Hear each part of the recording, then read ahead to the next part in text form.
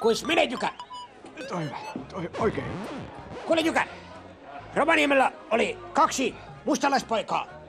He lukivat keltaista pörssiä. Toinen heistä, Valdo, sanoi Helgelle: kuule, siellä on Imatralla halvalla myynnissä lämminverivarsa. Hei kuule! No, Se on lämminverivarsa halvalla nyt 2 tonnia. missä? Imatralla. Niin, mutta missä? No keltaisessa pörssissä. Niin. Olet sieltä. 2 iso. 2 iso. Voit lähteä syömään. Ota Mersu ja traileri ja lähde hakemaan sen. Joo. Kuule hei, ota raileri ja lähde hakemaan. Se on hirviä matka. No me autolla. Niin, autolla. Ei oo läpö.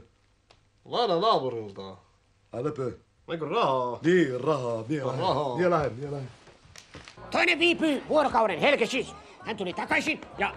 Hei, mä sanon töihin. Jykä! Jykä täällä, moi! Mä oon tulossa. Mä tuun. Iltapäivällä tulla. Joo. Hyvä, noniin. Moi. Jykä Satanen.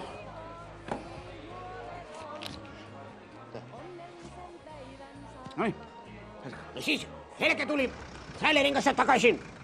Valdo kysyi Helgeltä: Saatko varsaa? Annatko heiniä ja pistätkö pilttuuseen? Opettele lukemaan. Se oli lämmin vesi varaaja. kuule Valdo, opettele sinä lukeen. Se oli lämmin vesi varaaja. Ymmärrätkö? Lähdetäänkö syömään? Älä syömään. Hei, 2 isoa nyt!